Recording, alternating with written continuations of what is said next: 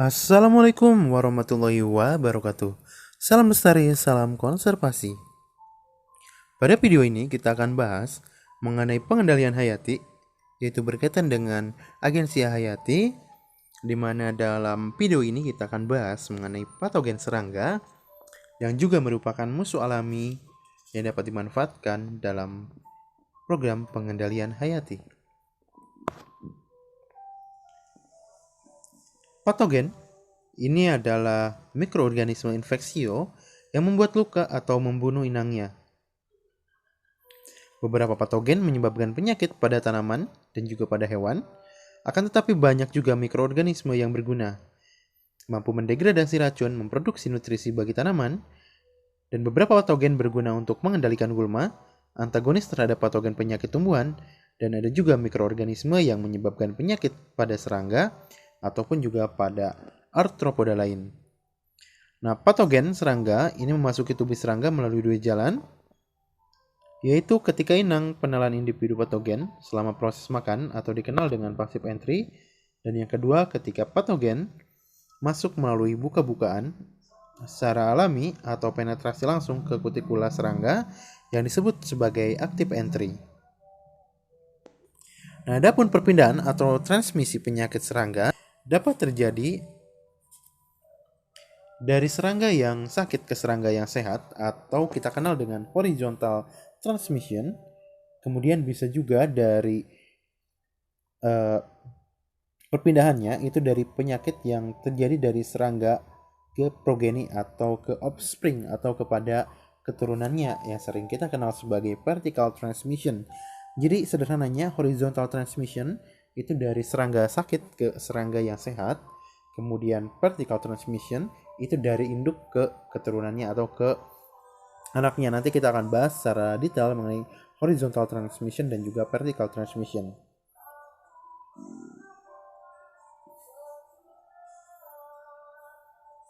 Seperti mikroorganisme infeksio lain, patogen serangga mempunyai perilaku spesifik di udara, air, dan juga lainnya.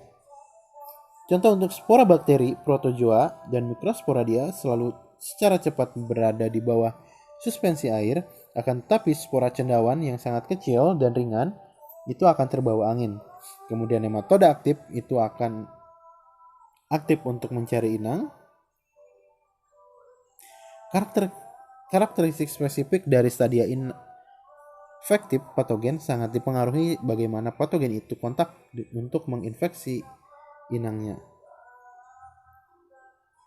Nah, mikroorganisme patogen sangat rentan terhadap faktor lingkungan. Sedikit sekali patogen yang bisa survive dalam beberapa jam pada sinar matahari langsung yang terkena sinar ultraviolet. Kemudian beberapa juga sangat rentan terhadap kondisi kering, temperatur tinggi, kemudian juga pada freezing, dan beberapa chemical lainnya. Kemampuan stadia infektif patogen untuk bertahan di luar inangnya adalah faktor utama dalam pengembangan mikrobial insektisida. Bioinsektisida adalah esensial karena tidak toksik bagi manusia dan juga vertebrata lain. Umumnya bioinsektisida ini menyerang hama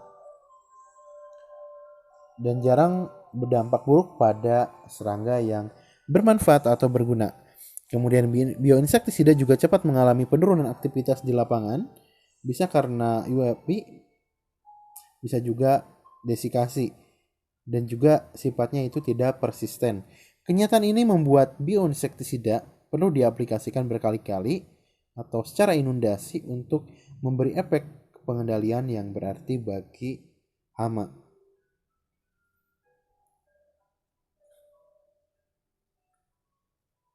Semua patogen serangga mempunyai sebaran inang spesifik yang mana mereka bisa survive dan juga bereproduksi. Beberapa patogen mempunyai inang yang sangat spesifik dan ada juga yang mempunyai sebaran inang yang luas. Sebaran inang ini penting dalam introduksi patogen tertentu ke habitat yang baru. Secara alami, kemampuan patogen menyebabkan sakit pada inang juga sangat tergantung pada dosis.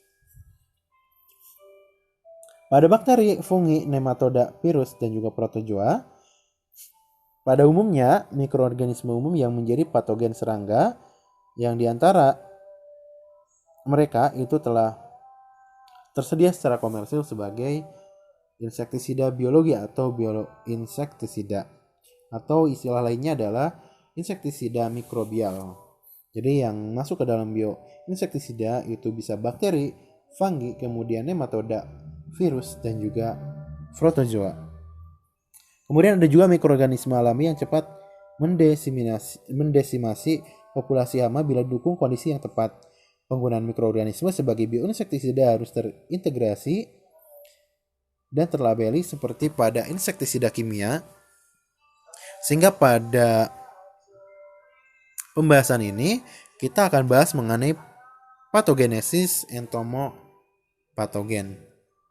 Nah, untuk menyelesaikan secara lengkap siklus hidupnya, kebanyakan patogen harus kontak dengan inang, masuk ke dalam tubuh inang, kemudian bereproduksi dalam satu atau lebih jaringan inang, kemudian mempunyai profagul untuk kontak dan menginfeksi inang baru. Kemudian terdapat proses serial di dalam biologi patogen yang meliputi kontak dengan inang, penetrasi, reproduksi, kemudian keluarnya propagul patogen dari inang, kemudian penyebaran dan persistensi propagul patogen di lingkungan. Nah, yang pertama adalah kontak inang,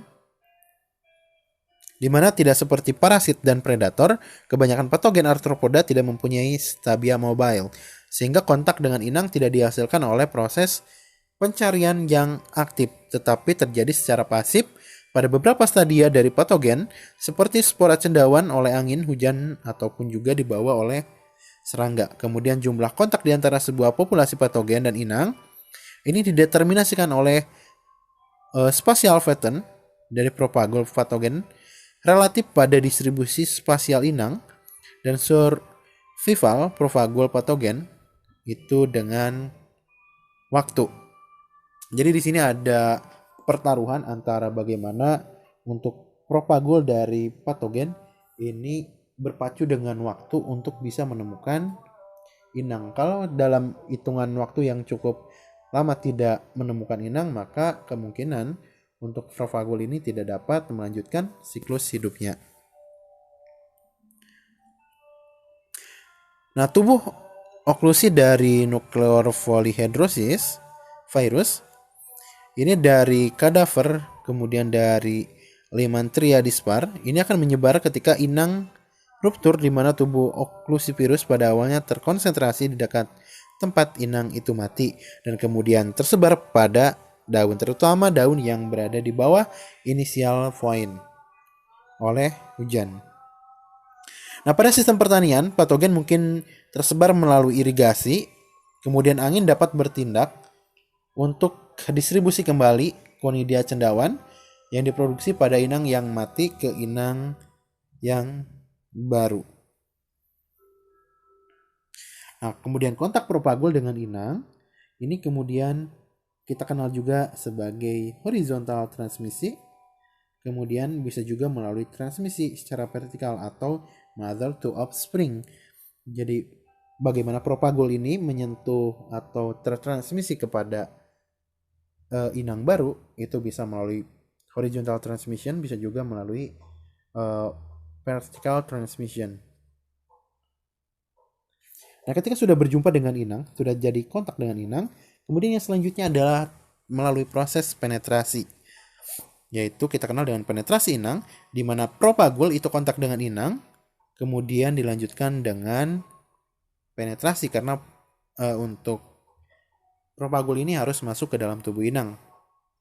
Jadi ketika propagul patogen telah kontak dengan inang, kemudian tubuh inang harus dipenetrasi untuk mencapai jaringan yang peka, di mana untuk kutikula dari arthropoda itu dilindungi oleh serangan patogen, sehingga kebanyakan bakteri, virus, dan protozoa masuk ke tubuh arthropoda melalui dinding tipis yang tidak memiliki kitin dari midgut ketika sudah tertelan. Tertelannya makanan yang terkontaminasi oleh patogen adalah mekanisme penting untuk arthropoda yang mempunyai alat mulut pengunyah, dan kontradiksi dengan serangga yang mempunyai alat mulut penghisap yang relatif bebas dari makanan yang terkontaminasi. Jadi ketika memiliki chewing tipe atau mulut pengunyah, maka kemungkinan untuk patogen yang mengkontaminasi makanan itu masuk ke dalam saluran pencernaan, berbeda dengan yang memiliki sucking tipe atau yang memiliki mulut penghisap, di mana untuk mulut penghisap itu hanya mengambil cairan dari tubuh inangnya, sehingga untuk patogen ini tidak bisa masuk ke dalam tubuh inang yang kita bahas ini. Untuk nematoda dan cendawan, ini mampu melakukan penetrasi ke dalam inang arthropoda, di mana untuk nematoda mungkin masuk inang melalui midgut, kemudian juga melalui mulut, kemudian melalui luka atau spiracle, kemudian juga melalui penetrasi stilet.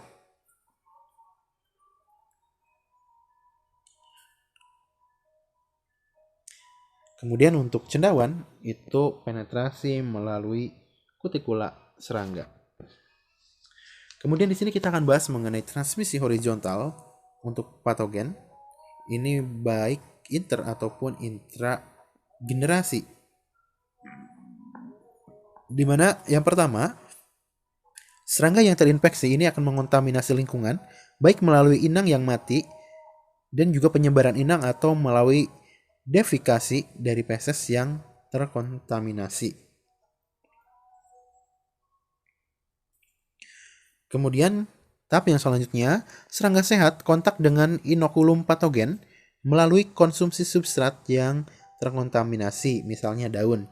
Jadi ketika serangga yang sakit itu kemudian membuang kotoran, kemudian melakukan aktivitas makan, secara otomatis untuk lingkungan yang dia hinggapi itu terdapat adanya inokulum dari patogen. Nah, sehingga ketika ada serangga yang sehat, maka secara otomatis itu akan terjadi kontak, dan kemudian untuk propagul dari patogen ini akan masuk ke dalam tubuh dari serangga yang sehat tersebut.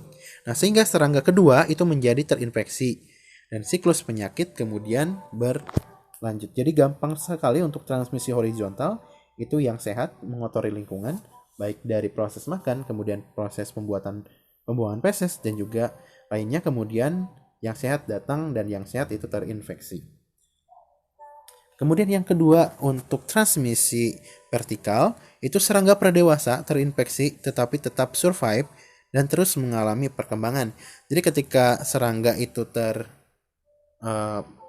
parasit oleh patogen atau terinfeksi oleh patogen, kemungkinannya dia mati atau bertahan hidup. Nah, ketika bertahan hidup atau survive, maka serangga ini akan terus survive sampai dewasa, tetapi tetap terinfeksi. Artinya dia tidak sembuh, tapi tetap membawa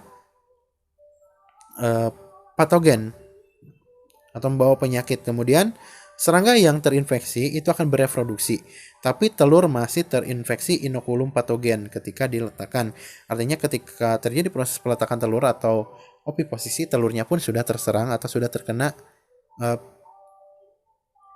penyakit dari inokulum patogen. Kemudian yang selanjutnya, offspring itu akan terinfeksi, kemudian beberapa akan mati, dan yang lainnya kemungkinan bisa saja survive dan tumbuh dan berkembang, tetapi membawa infeksi untuk melanjutkan siklus hidupnya. Artinya untuk serangga yang bertahan hidup pun itu membawa penyakit. Jadi itu untuk yang vertical transmission, di mana terjadi proses transmisi dari mother to offspring. Kemudian yang selanjutnya, terjadi reproduksi dalam jaringan inang. Jadi ketika sudah terjadi penetrasi, kemudian selanjutnya adalah proses perbanyakan diri. Jadi ketika sudah masuk melalui midgut, kemudian terjadi proses reproduksi yang terjadi di dalam jaringan inang. Nah, pada beberapa patogen, reproduksi terjadi pada jaringan tertentu seperti nonocluded oryctes, itu reproduksi virus terjadi pada tubuh lemak dan juga pada epithelium midgut. Kemudian untuk yang lain pada umumnya bereproduksi pada semua jaringan inang. Nah, jaringan ini juga akan mempengaruhi jumlah propagul patogen yang diproduksi per berat inang. Seperti pada patogen yang menghasilkan infeksi sistemik yang pada semua jaringan akan lebih ekonomis dibandingkan bila hanya bereproduksi pada jaringan tertentu.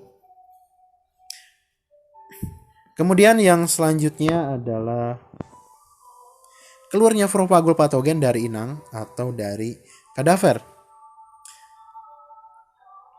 Jadi proses setelah reproduksi adalah progeni dari patogen yang harus kontak dengan inang lain untuk melanjutkan siklus hidup. Pada beberapa patogen, di mana transmisi dilakukan secara vertikal dari induk ke anak, kemudian kontak terjadi dengan kontaminasi telur, kemudian baru didepositkan ke lingkungan.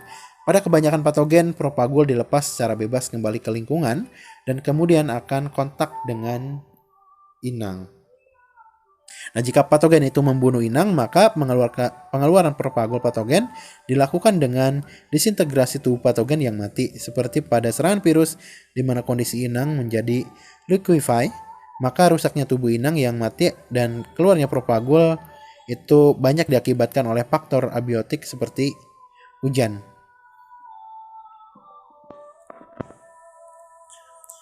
Nah, ketika propagul ini sudah keluar,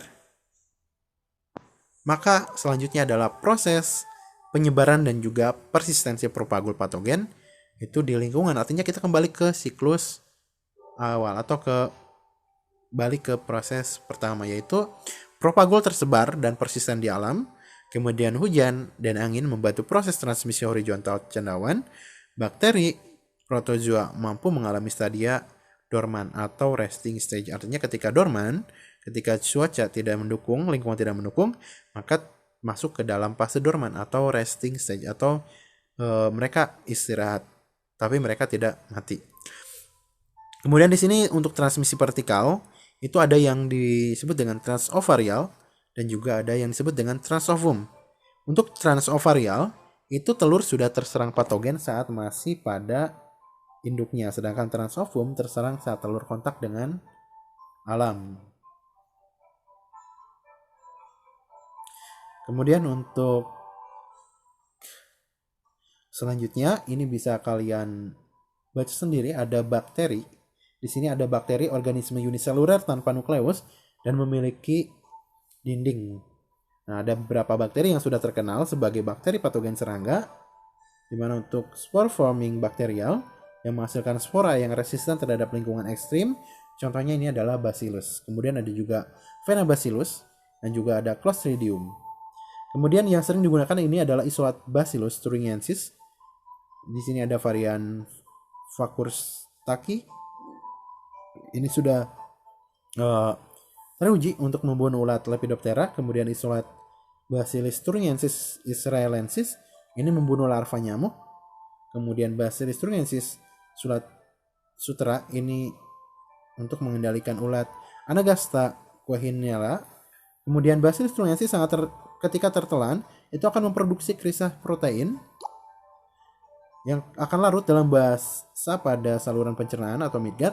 Kemudian molekul protoksin ini menempel dan membuat pores atau membuat lubang pada dinding gut, dan kemudian ketidakseimbangan osmotik kemudian akan mengakibatkan gut itu menjadi bengkak dan kemudian pecah. Kemudian ada juga non-spore forming bakteria. Kemudian ada nematoda entomopatogen. Kemudian ada cendawan entomopatogen, zygomicota dari fungi, kemudian ascomycota dan lain-lain termasuk dari virus entomopatogenetik yaitu bakulovirus, kemudian NVV, kemudian GIVI, dan juga ada Microsporadia. Dan ini nanti silakan dibaca di modul yang sudah saya unggah. Oke, untuk pembahasan mengenai patogen serangga kita akhiri. Assalamualaikum warahmatullahi wabarakatuh. Assalamualaikum warahmatullahi wabarakatuh.